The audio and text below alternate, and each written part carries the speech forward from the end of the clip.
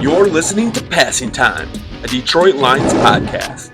We're one pride and all grit, with a passion for Detroit Lions football. Whether you're between meetings, between classes, sitting in traffic, or just relaxing at home, if you have time to pass, pass it with Passing Time. Detroit Lions Talk. Welcome back. Episode 43, Brian. Let's go. Season 2, episode 6 of season 2. Firemone's back in the hot seat over here next to Brian. Brian held it down last week by himself. Tried. But, hey, we appreciate you passing time. You are on the clock. This is a Detroit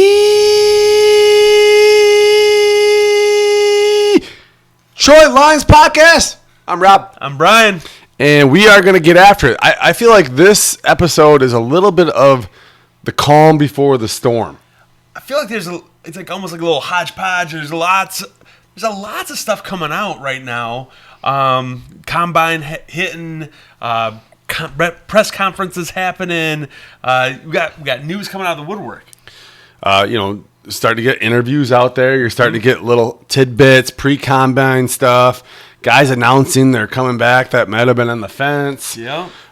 Starting to figure out who's getting cut out there, what potential free agents are going to be out there for the Lions to sign. And we have to start making some decisions. How are we going to attack this offseason, and with what cap space are we going to attack this offseason? Well, we're going to talk about that. But, before we get into that, first, you're here. Check us out, all of our social medias. Let's do it. All of them. The TikToks, the X's, the YouTube TV. Leave a like, leave a comment, subscribe. Just go out of your way. Do something fun. Just click a couple buttons. It makes us real happy. And we really appreciate it. I mean, we're continuing to grow little by little by little, but it takes you guys in order to make this thing work. So thanks. Right. Yeah. I mean, right now we're the hottest trending podcast out of the northwest suburb of Grand Rapids. Yeah, that's right. So, yeah, we got to keep that going. Maybe we'll be able to elevate that to the whole west side of Grand Rapids. I don't know. We don't have to segment the northwest. But,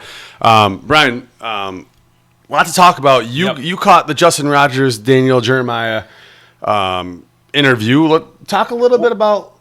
Listen, they have just an interesting take and an interesting direction that they can kind of foresee the Lions going, and we're gonna get into it here in a little bit. But the O-line is kind of their emphasis, and they think that if we attack the O-line in heavy and hard and free agency, that it opens us up to be even more aggressive in positions of need, like edge, like linebacker, in the draft. And in a way that we can be, we can give up some draft capital and move up in order to get some guys that might be across from Hutch that really might make an impact. So, well, you talked about a little bit how Brad Holmes likes to assemble his team, and he starts with free agency, and he uses that to plug some holes. Yeah, and to get some guys in there, and then he can use the draft to go fill the best player available.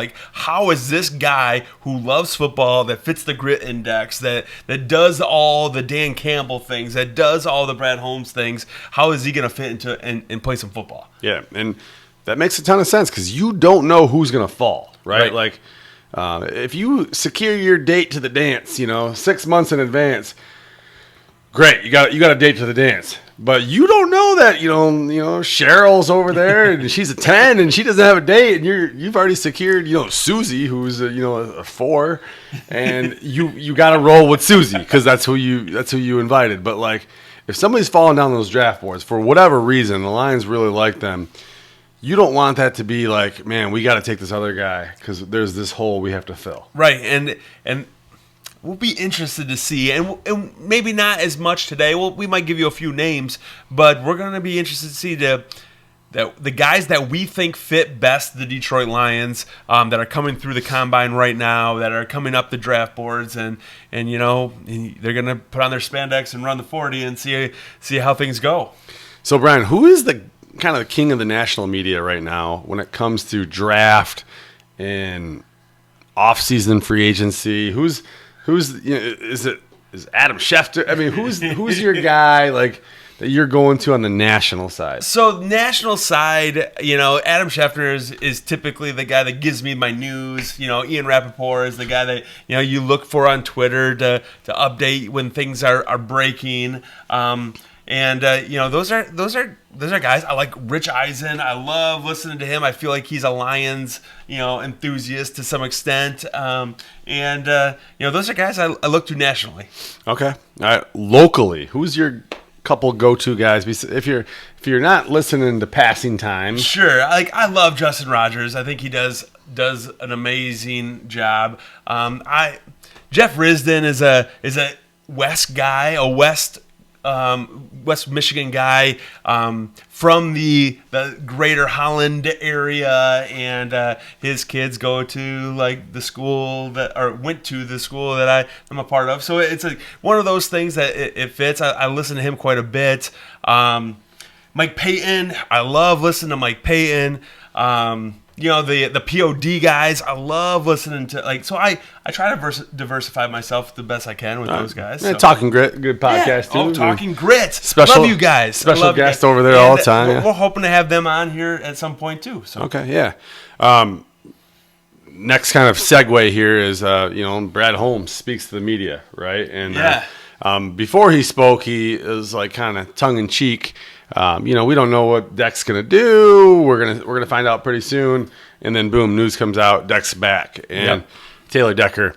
If you haven't heard or saw the tweet or it was the Instagram post, 11th year, or year 11 coming out. So that's been received in many different ways by the fan base. And my broader point here is man, that's a huge relief. Imagine if he's not back. That's just one more huge question mark on a line full of huge question marks. Right, and I'm in your boat, but not everyone right now is in your boat. Yes. Right? Not everyone is as excited to see a 32-year-old offensive tackle making $20+ million a year who has his fair share of injuries coming back. And I guess the thought is it's sucking cap, right? It's sucking those resources away from other guys that could be. But my question is what guy are you going to get at that price tag that's better? Yeah, and that's maybe you can, sure. But you're giving them a lot of term, and you don't know if he's gelling, and also maybe Taylor Decker has a healthier year. Yeah, I mean, it's hard to know. We don't know yet. I knew at the end of the season he talked about all the things that he did in order to try to stay healthy and to try to be on the field. The man played 14 games of a 17-game season, which is on average for tackle is great. Would you take that for next year? I'd take that. Yeah, I'd take that. He also the last 3 years has averaged 15 games. So it's a guy that we can argue injuries have been a part of his game, but he's played through. He has been gritty. He has been a guy that's really done his best to stay on the field. Yeah. So next, Brad Holmes. They talked about Petsy and Kafka. Oh yeah. And pretty glowingly, right? He feels like he hit a home run, and he's just letting you know it. Yeah, absolutely. You bring Drew in, and we might hear this a little bit later too, is that he is a perfect fit for the Detroit Lions. That's what's being said. And then being able to also bring another potential OC, but for us is going to be our passing game coordinator. It's like this best of both worlds, bringing in two guys with outside perspectives that love ball, that want to be a part of a culture like the Detroit Lions have. So yeah. Talk about the core four, and talk about that it might take resources to keep them around. Well, I mean, we know that guys like Sam Laporta and Jack Campbell and Jahmyr Gibbs and Brian Branch are all getting at the point of needing to extend. They need their second contract. Are they going to be here long term? Are they going to be be guys that that we draft and let go. And we know that Brad Holmes typically loves to draft, develop, and then re-sign. Right? That's his mentality. That's been the mantra of the Detroit Lions since they've been here. And these are guys that these are top tier guys. These are Pro Bowl caliber guys. And the tricky thing is that two of them are coming off an injury. One, Brian Branch, significant Achilles. A tight end like Sam Laporta coming off a back injury, which is a little bit scary. But then you also look at two positions that, some people might argue you don't pay off-ball linebacker and a running back. Yeah. So, what's our mentality? What should we go into this? Are we going to be loyal to our guys? Continue the mantra of draft, develop, and re-sign? I think so. I mean, the talks right now are to make Jahmyr Gibbs one of the highest paid running backs in the league. So yeah. I mean, we all watched those old movies. That was like a Sandler movie when he'd go grocery shopping and he'd, get a can of beans and he'd dent it and then go, try to buy that can of beans. Big Daddy. Yeah. Yeah, Big Daddy. Yeah. I love that movie. Yeah. So, could this be a time where the Lions have really good medical information? They have really good information on the guy and say, this is a very opportune time to sign that contract and to get the term that they want for the dollar amount they want, and that, maybe they're not willing to negotiate, but I'd be interested. The thing is with guys like first rounders like Jack Campbell and Jahmyr Gibbs, you have time on your side, and I know that typically the Lions in their last several contracts have tried to get out in front of it because you typically save money by making players the highest paid in their position now versus making them be the highest paid in their position later. Yeah. Right? So. Yeah, Gibbs will likely, him and Bijan will likely trade places for the highest paid players at their position, right? And that's coming right up. Yep. Speaking of running backs, David Montgomery. There's a little bit of, it's hard to read with him because it looked like he was a little upset at the beginning of the offseason, and then all of a sudden he's all aboard, the Honolulu Blue train. But maybe there's some agent talking in the background that Brad Holmes is kind of addressing here. And that's the worry, right? Because, at the end of the season, you could see in the body language of Dave Montgomery that maybe he wasn't terribly excited about taking a back seat to the level that he did. It wasn't even like, we're sharing touches. It's like, well, Jahmyr's getting all the touches. And that's understandable. I think that he wants to be a part of this, not necessarily like watching from the sidelines. And then you heard Brad talk in his end of the season presser that, that he wants David to be here, but he's unsure, and how that's going to play out. They're not sure how that's going to play out. You then heard David Montgomery talk on Radio Row during the Super Bowl that he's talked to Drew Pett saying that he's excited to be a part of it. That he wants to tote the ball and contribute. But that he recognizes that Jahmyr Gibbs is a stud. So, but he loves the relationship that they have, and he's selfless.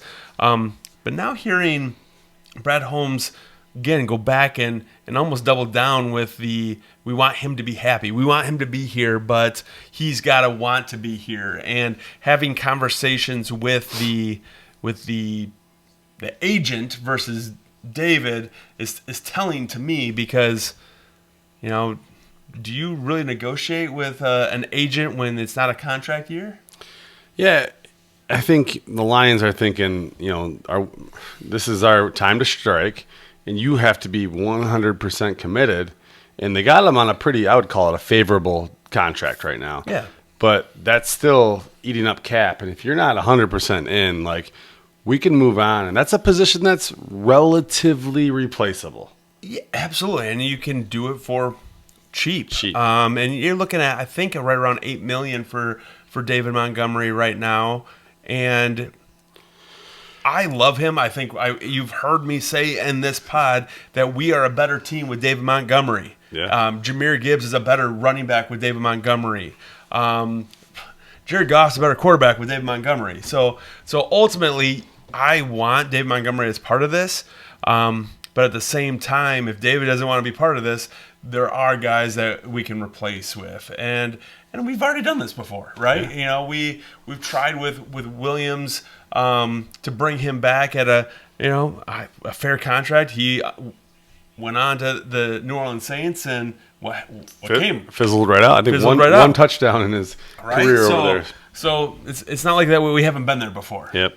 So yeah. So talked a little bit about adding competition through the O-line, through free agency and the draft.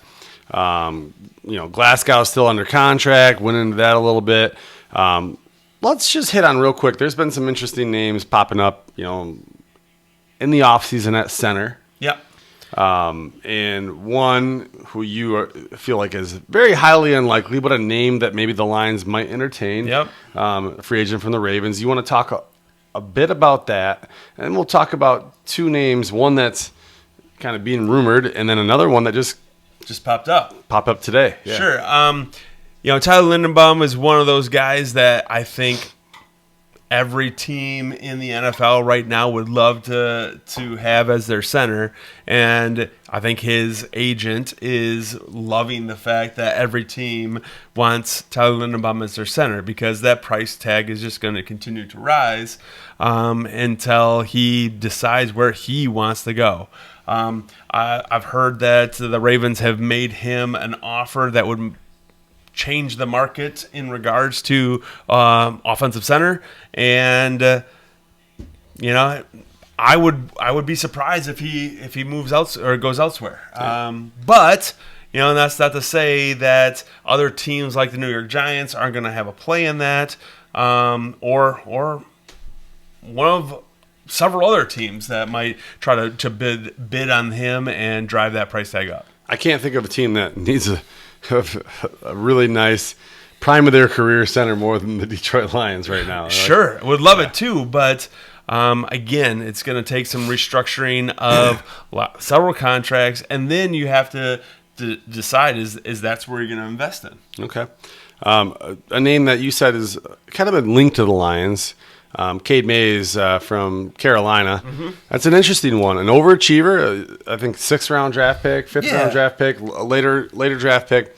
Came out of the SEC, big-time player, overachieving as a pro, and has been if you look at PFF, which I did a little before this, he's been a slightly above average NFL center. And so you look at what he's replacing and what he is able to do, and he would be an upgrade from a Graham Glasgow, right? And he is somebody that has experience.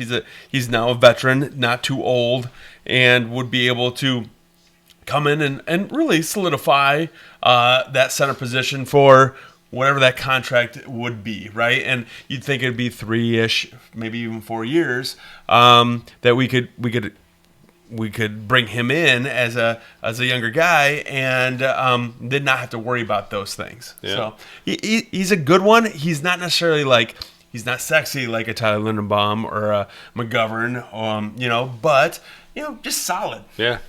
The Titans just released Lloyd Cushenberry after signing him for a pretty good deal. They needed cap space. He slightly underperformed his contract. Yeah. He's a name out there that the Lions could kick the tires on. Another one of those guys that if you brought him in with Hank Fraley, could he excel? You wonder if, again, as a veteran center who's got some experience, could he fit into this role?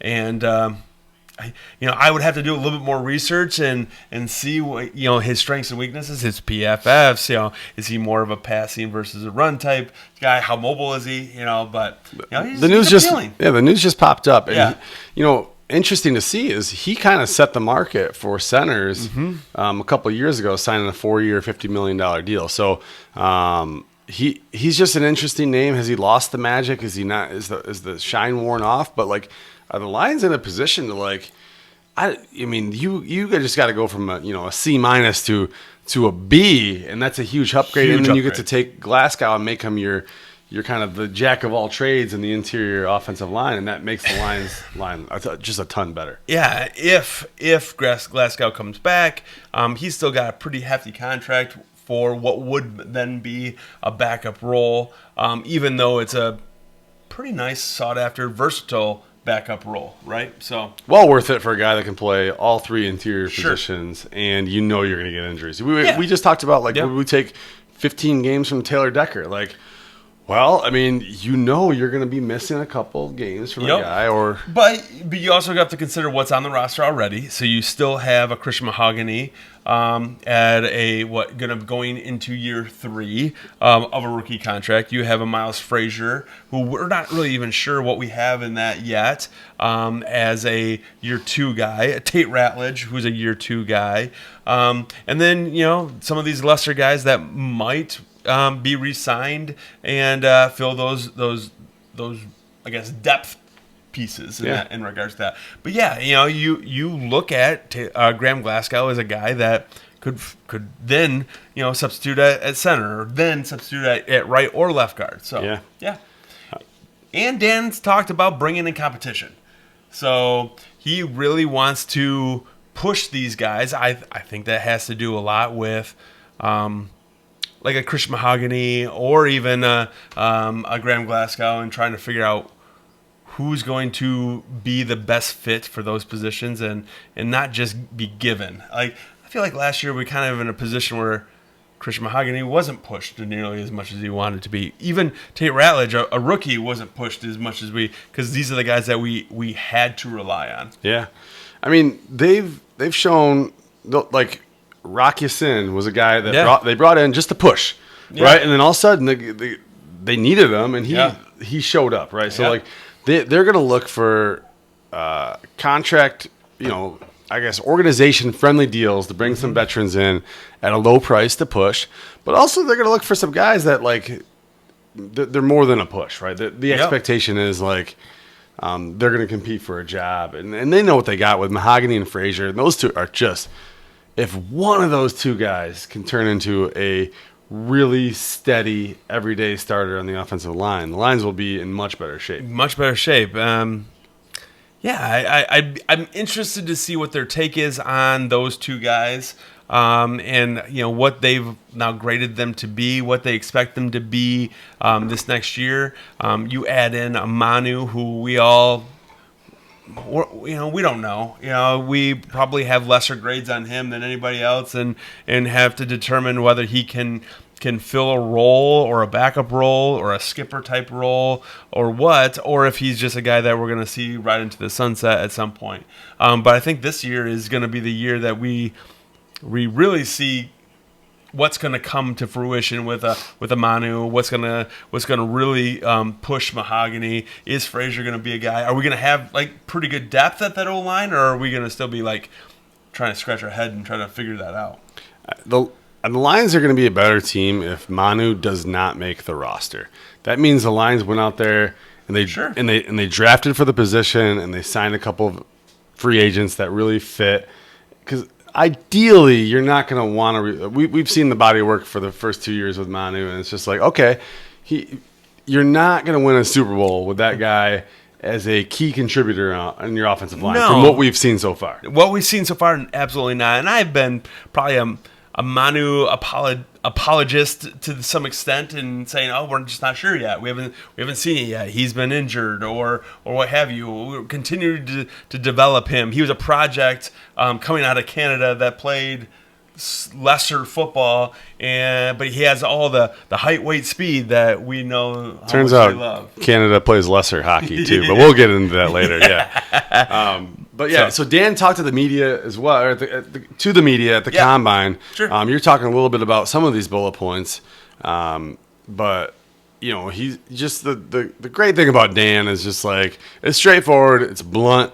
You're going to get what you're going to get. If he doesn't want to talk about it, he won't. But if he does want to talk about it, you're going to get raw, real reaction. Yep. So what were your key takeaways from hearing Dan? He started off right away by saying we we tried something with our coaching staff and it didn't work, and he had ownership of that. He's ready to move on. And I think he's excited with the guys that he's now kind of filled those roles with. Drew Petzing, Mike Kafka, elevating Oliver to that tight end role. I do feel like the coaching staff, especially on the offensive side, has now turned into something that we can really call a strength. Mm-hmm. Listening to Petzing's interview or interviews has really kind of like made me feel good about who he is as a person.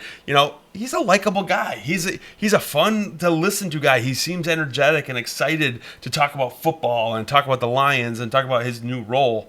I want to see what that brings. Kafka talked a little bit, hearing his take on like he's willing to just, how can I help? And maybe he didn't necessarily come here because of his philosophies on what scheme and all those types of pieces align, but more because he wants to align with what the Lions stand for. A hard-nosed, culture-driven, beautiful system that we all have come to love. So Kafka seems kind of like a guy that he had a little taste of being a head coach. Yeah. Isn't quite ready to be a head coach, but he feels like he's going to go around and put himself with really good organizations and just take a couple things like, what are you guys doing well? How are you building the culture? How are you building your football team, your principles? And I'm going to take that and interview to be a head coach soon. 100%.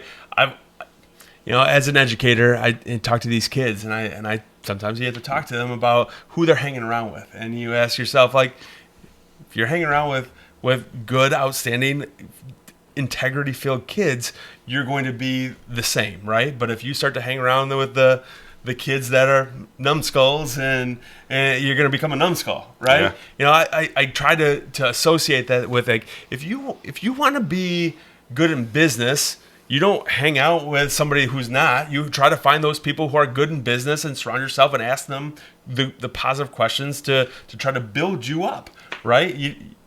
You want to try to surround yourself with good people, and I think Kafka is doing that. He sees this staff as somebody who he wants to emulate, and then is going to surround himself with that. Did I ever tell you the story about the curling and the sweepers? Yeah. Exactly. You just got to get some good sweepers. Yeah, there's no doubt about it. So, head strength and conditioning guy. Yeah. He's gone.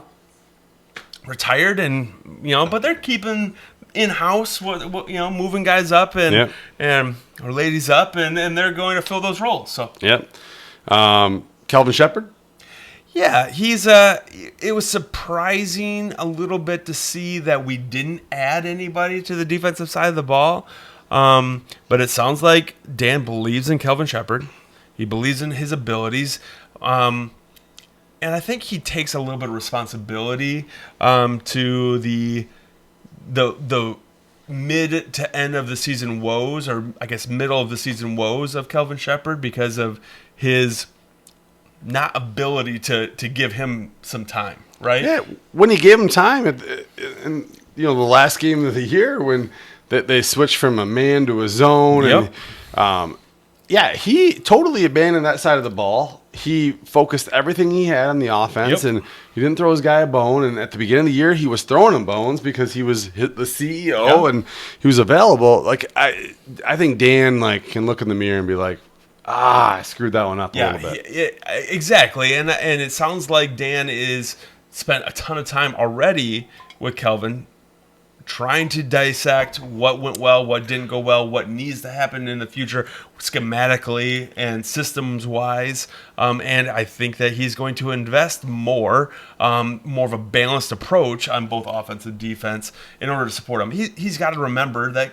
Sheppard is still a young coach, in this past year a rookie D coordinator, and probably needed some more supports. Yeah, I would say so. I mean, he did start off hot, right? I mean, we're sitting, if you pull back like week 4, week 5 of the NFL season, we're sitting here being like, okay, we got ourselves a guy. Yeah. Hopefully we can hold on to him, right? Yeah. And all of a sudden, offensive coordinator's not calling plays, Dan's drifting, and when you're trying to when you put too many guys on one side of the boat and not enough guys on the other side of the boat, what happens, Brian? It's take on some water at some point. Yeah, and so it did. Yeah. It did, right? So, speaking of that, Lions coaching roles are starting to feel a little finalized. We're starting to come up with some titles and some understanding of who's going to do what. But I still think it's going to be pretty fluid on developing what they want it to look like. You've heard Dan say words such as my offense and bringing some of these guys on, but then you hear Petzing say more things like he's ready to make this what it is and use personnel to drive what the scheme is going to be. I love that, being a little bit more flexible. You listen to some more about Petzing. He's talking more about like, if we have 13 personnel, we'll run 13 personnel. But if we don't, then we got to find something else. If we have the personnel to run outside zone, we're going to run zone.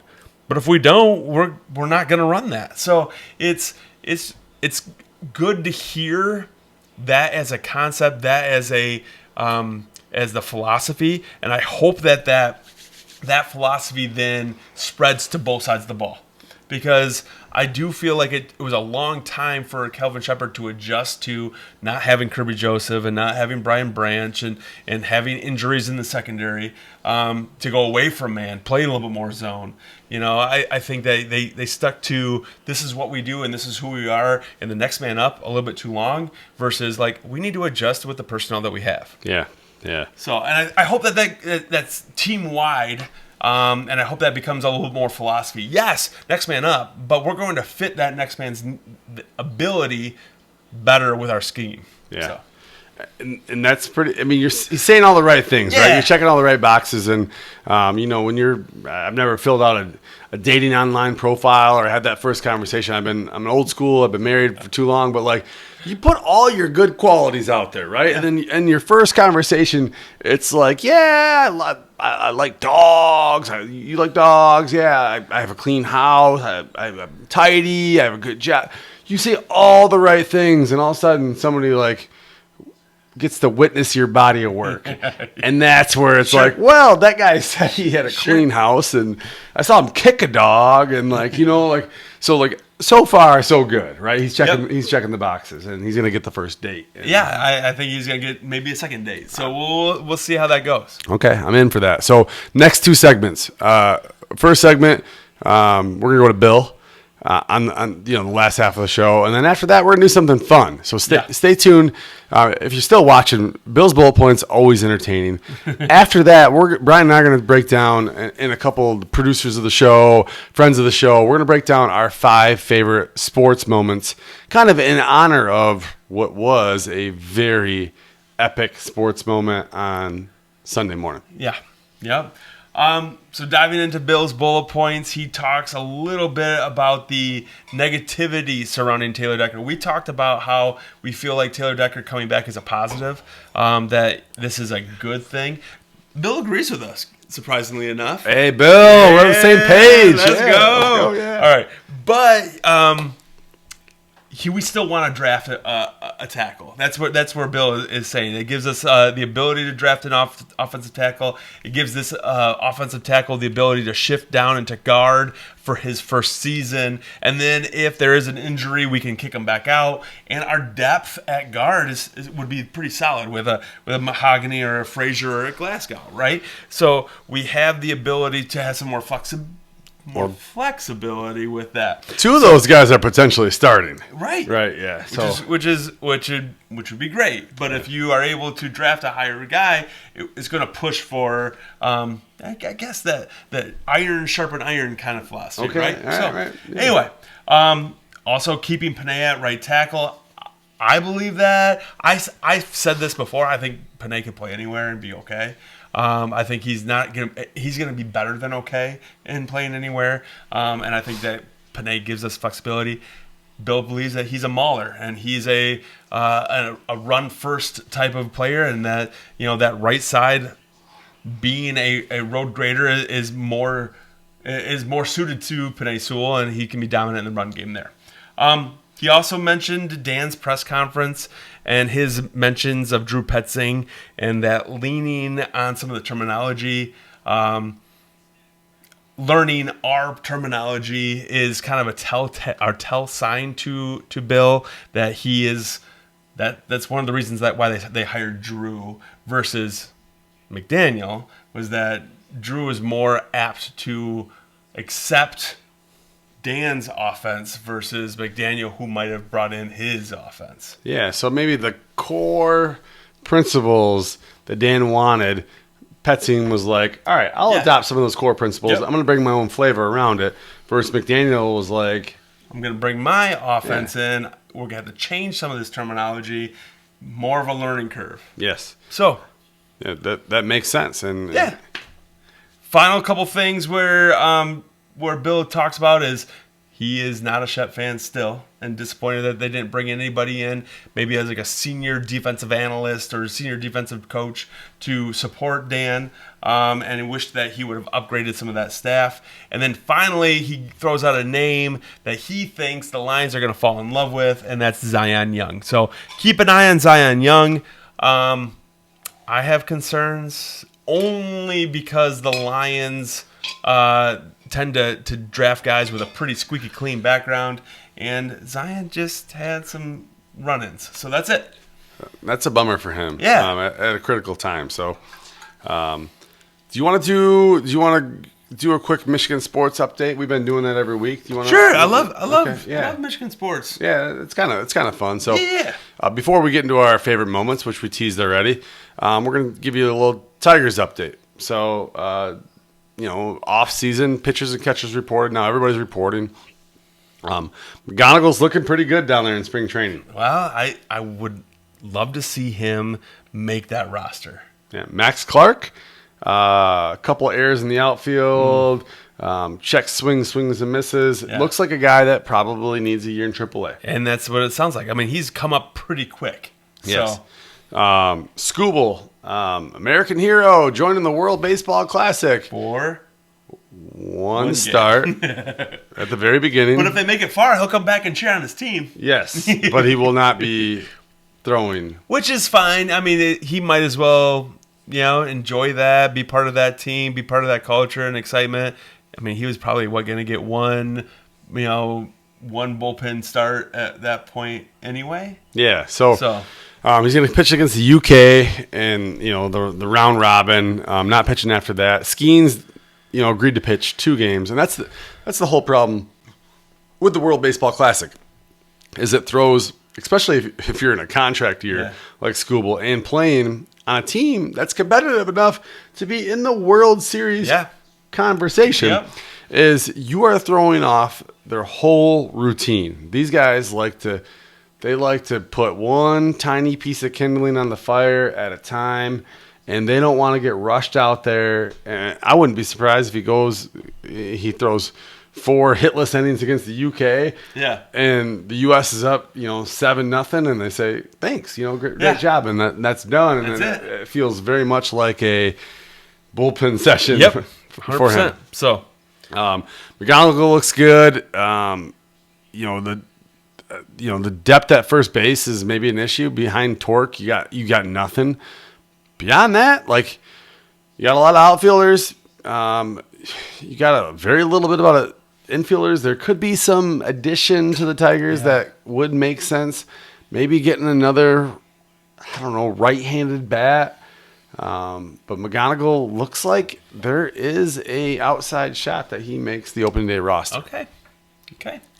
Quick question for you. Okay. Pitching staff looks great. It looks right? good, yeah. And not just the rotation. The rotation looks unbelievable. The addition of Verlander. I was kind of thinking, Verlander's back. You remember the old days. Verlander, Porcello, Pfister, Price, Scherzer. You got Skubal, Framber Valdez, who's he's top 7 vote getter for Cy Young. Mm-hmm. You got Verlander back. You got Jack Flaherty. Reese Olson's hurt. You got Jackson Jobe coming back. The depth of that pitching staff, regardless of just the starting 5, is pretty ridiculous. So Max Anderson was signed to maybe be a swingman, starter, reliever, goes out there and looks really good. Yeah. Who are you taking? Are we taking just like name recognition, or are we taking, because I mean, when we brought in David Price to add to that already pretty stellar pitching staff, everybody was like wondering, are we ever going to lose a game, right? But David Price during that season didn't have the highest of highs that we were hoping for. I mean, still solid, but I would say that he kind of like turned into the lesser of the staff in that year. And this year, I mean, I feel like we just have a pretty hungry staff, guys that are willing to work and to and AJ Hinch is just able to pull the right strings with those guys too. So it's just, I think it's going to be a really good fit of coach as well as staff. Yeah, it's going to be exciting. And there's going to be injuries. There's going to be fillers here, but the Tigers are on the pitching side. They have a couple small things to figure out with the bats, but exciting. Pistons news. I mean, Pistons are so connected. They're selfless. They're playing team basketball. Just be OKC tonight. You know? Both shorthanded, but took care of business at home. That's what they needed to do. I mean, they did lose to San Antonio a couple nights ago. It was interesting, cool to see what San Antonio. I haven't really been able to watch them play yet, but to see where we racked up, and we're right there. I would like to see us with a Stewart beef stew in order to knock out Wembanyama a little bit down a little bit to see if he could handle himself. I mean, Wembanyama was on the ground, I feel, or on the court at least 10, 15 times throughout that game. And if we start banging him, would he be able to hold up? So, and beef stew's a banger. And he's a banger. Michigan State basketball just had a big win against OSU, Ohio State. Anytime anybody beats Ohio State, I feel like it's a good thing. Yep. Michigan basketball took an L against Duke, beat Minnesota. It was one of the more anticlimactic clinching of the Big Ten championship that I've seen in a long time.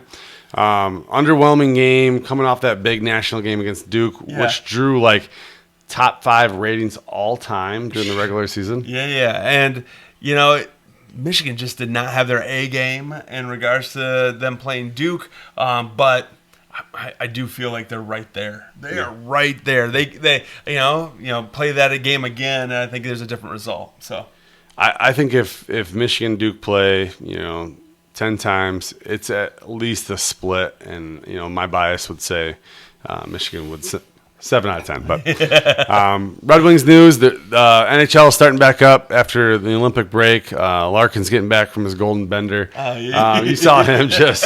Are they going to give him a week in order to recover? Or holy cow! I mean, you saw him jumping in the interviews, probably having 14 or 15 drinks beforehand. Look at him having beers on Air Force One. Yeah, it's just visiting the White House. I mean, everything. It's just. I mean, what an incredible experience there. And that brings us to the next point, men's and women's U.S. hockey. Gold. I don't have words for it. It was, the men's in OT, just unbelievable, just so much fun. The women, to get to the finals game in OT, it was both just seemed like iconic, right? Just moments in sports history that you're now going to remember when and know where you were and how that made you feel. I mean, women, so kind of the roles are reversed a little bit. I'm a hockey guy, but on the women's side, the women are akin to the dominant team in hockey. Mm-hmm. It's the Canadians are not the dominant women team. Right. So the Canadians overachieved to get that game to be a game. I mean, if you remember in the round robin, USA beat Canada in women's hockey 5-0. And Canada was banging on. Once it got to OT, the USA just had so many horses, and it was their game to lose. Yeah. Or their game to win, I should say. And they won it. Yeah. And there was a lot of pressure on them to do that. Yep. On the other side, Canada's the best club in the world. And the Russians would have a very good team if they could have a team, right? But the Canadian team was dominating USA. USA was gritty, and they were hanging in there. Held by their goalie, right? Yeah, I mean just save after save.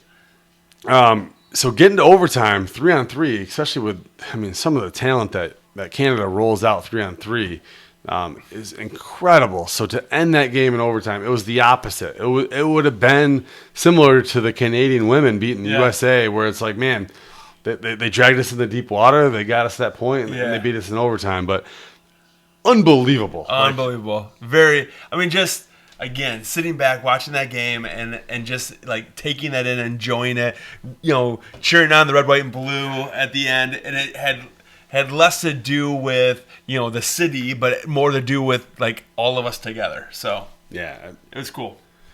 Incredible. So where were you when USA won gold for the first time in 46 years? Let us know. Pretty awesome experience. Awesome. Yeah.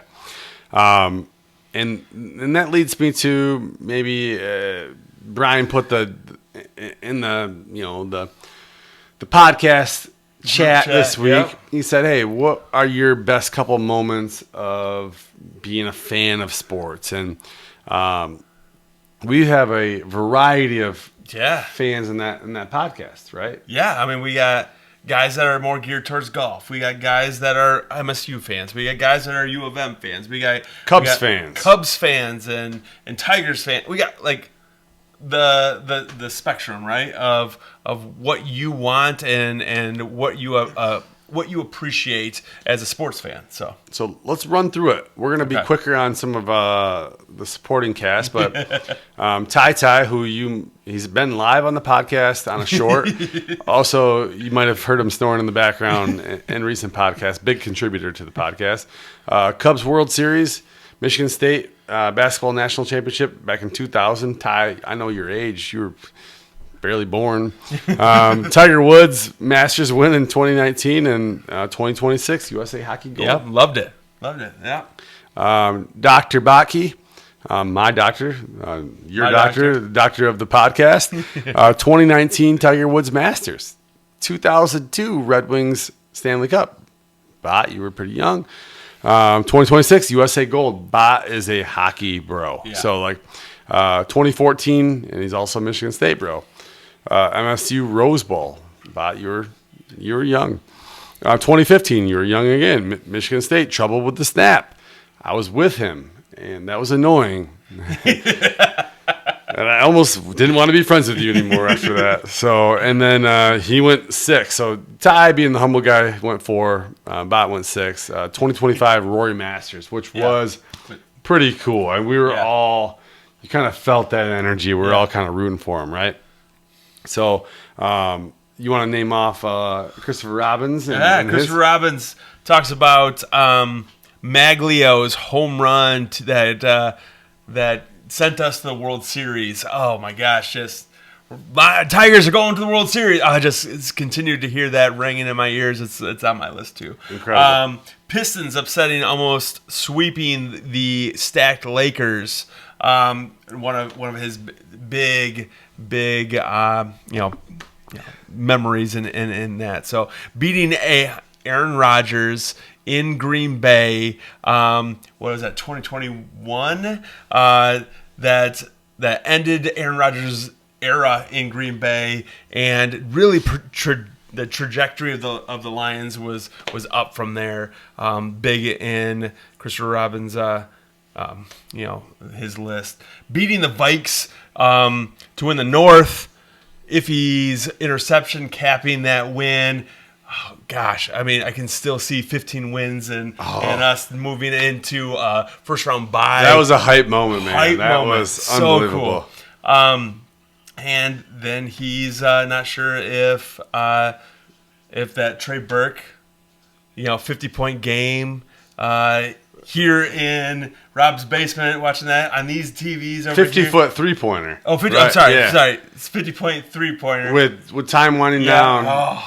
I was here too. You were here too. I was here too. I had to clean beer off my ceiling Because when everybody left. That was just incredible, right? Sorry, And this was in this, in the podcast studio, which is now it's a podcast studio. Also, it's toddlers and big kids running around. It's also a Peloton workout area, and it's a quasi bar. Yep. He also throws in, possibly on the outskirts looking in, Galarraga's Almost Perfect Game and Miggy Trade. Miggy's Nuevo Pond Hockey. I'm reading this. I'm like, you were there too. So pretty incredible. And Chris is, if you know Chris, he's a Detroit homer, right? Yes, for sure. So personally, I mean, the problem with this list is I'm thinking, like, as a Lions-centric podcast, is like we haven't had that like moment, and it's been referenced, lone reference a little bit. And I'll reference another one. If you want to get into my list, you ready for my list? Oh, I can't wait. Yeah, I'm gonna go backwards though. We've kind of been doing like their first to fifth. This is my fifth to first. Yeah, you're extra, so I would imagine. So I'm going to put my number 5 spot. Now, I looked at this and I referenced. Time out. We all came up with 4 to 5. Oh, man, right? I have like a Ryan came up with 30. like 46. So he's doing you a favor if he's starting at 5. I'm breaking it down to 5, and I might list some of these other ones later. But all right, so my number 5, the Maglio home run. I mean, unbelievable. 2006. The Tigers are going to the World Series. 3-run homer in the bottom of the ninth. I can feel that still. I can feel that home run, and that was just like unbelievably exciting for me as a Tigers fan, right? And so when I approached this list, I felt like, do I remember where I was, how I felt, like how did this impact me, right? Mm-hmm. And so that's kind of how I did. This aren't sports moments, but this is how this has impacted me. Okay, number 4. I remember as a kid in my living room with my sisters and my dad and my mom, and we were watching the Detroit Pistons in 88, 89, and them taking on, not in the finals against the Lakers, but them against the Boston Celtics that they had lost to the year before. And this year, they just annihilated. They just went after them. The changing of the guard? And then you saw it in the 30 for 30 that I watched and loved.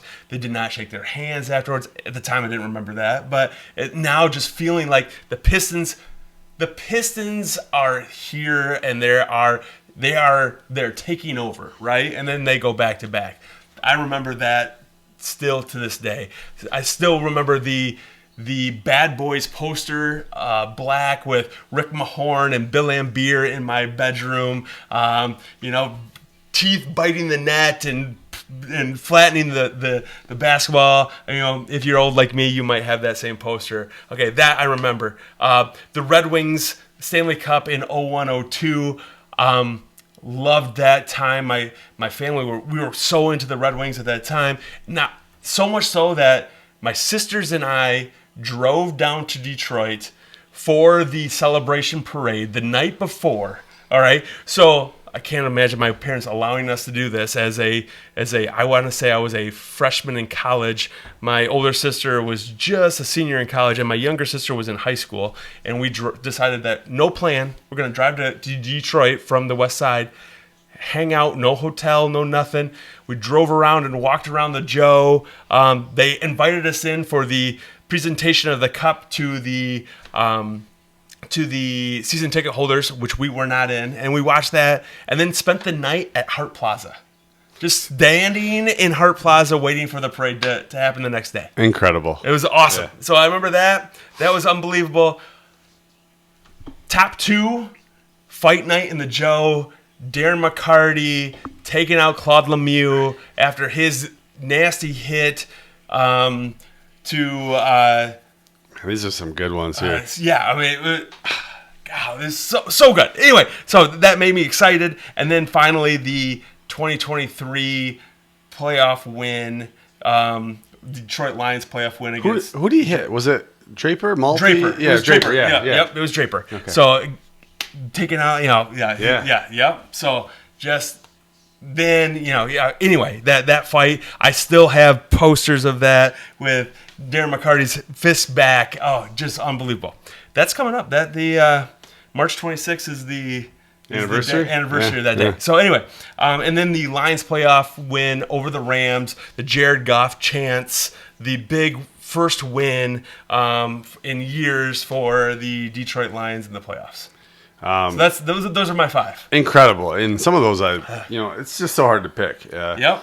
A friend of the podcast, Mike Livingston, also a friend of Newego Pond Hockey Tournament we were just at, that you were there with. I remember being with him. He had a different Darren McCarty story. He was dating a girl that moved to Detroit. They were doing a long-distance dating thing, and then all of a sudden she's dating Darren McCarthy. So he took a lot of other men's valor, but I'll be quick. We've exhausted this segment. And I know you probably still have more to say, but so much Galarraga's perfect game. I was watching that my first house with actually Chris, friend of the pod. I remember it was so upsetting to me. Like I remember whipping my head at the wall, like just being disgusted with, feeling so bad for Galarraga. But in saying that, Galarraga handled that so well, like a gentleman, and went on and it's like tipped his cap.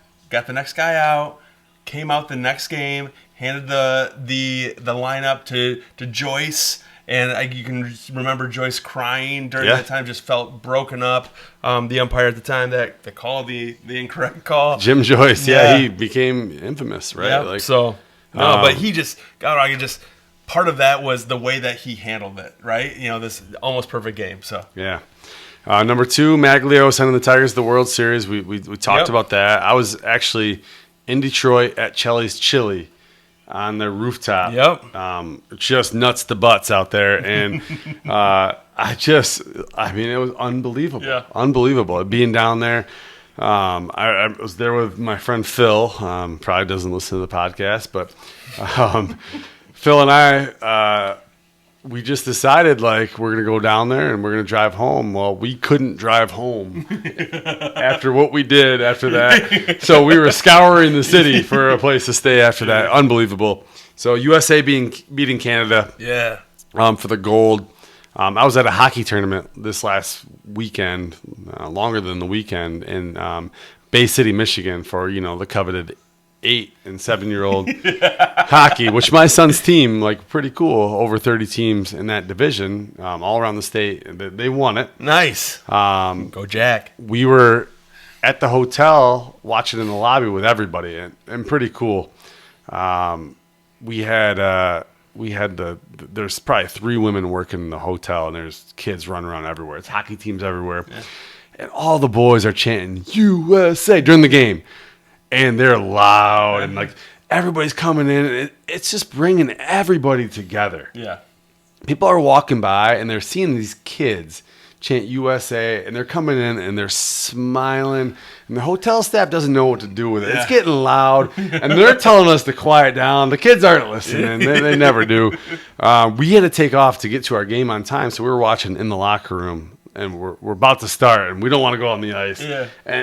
And the game winner happened. The kids and we're just absolutely going crazy. And the whole rink is just nuts. They've just stopped doing what they're doing, and they're going wild. I love it. Trey Burke's game winner against Kansas, that 50-footer. I remember the exact place I was standing. I remember the conversations. It just a pretty incredible moment. And then for me, being a big Michigan football fan, just the national championship, undefeated season.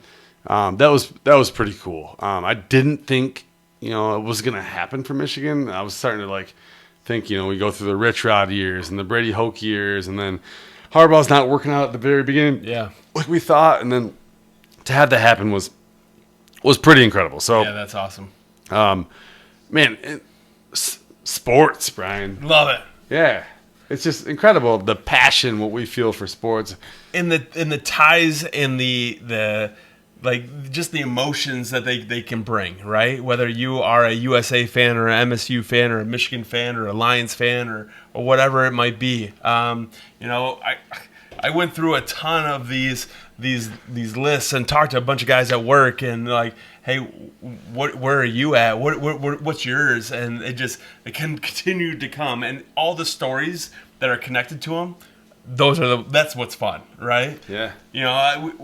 We dabbled a little bit before this about the McGuire-Sosa home run race, and coming home. I still remember as a kid coming home and checking the news to see did they hit one today? So or watching SportsCenter and they cut away when a McGuire at bat comes up. So. Or, after that, when Barry Bonds was chasing their record and, you couldn't pitch to the guy. They were walking him bases loaded. Yeah, like what we were he either walked or he hit a home run, So it was crazy, and his head was this big, so. Some things change, but they change with all those guys, right? Sure. So, sports really brings us together in a world that is so divisive. And almost like politically culty, and you're either Michigan or you're Ohio State, divided in the whole world. Sports brings us right back, and we can be friends, and we can toast beers, and we don't need to get into like, what religion are you? What color are you? What political party do you subscribe to?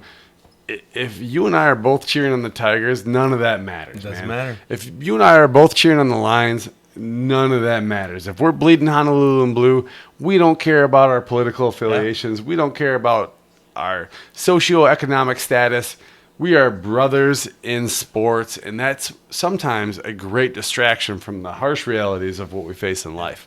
And even bigger than that, when we're cheering on our Olympics and our USA, it even brings even more of us together. And that was what was cool. Whether it's curling or hockey or downhill skiing, it was just cool and awesome to support our red, white, and blue. Our people that have put in the hard work in order to be there and to represent their country. So yeah.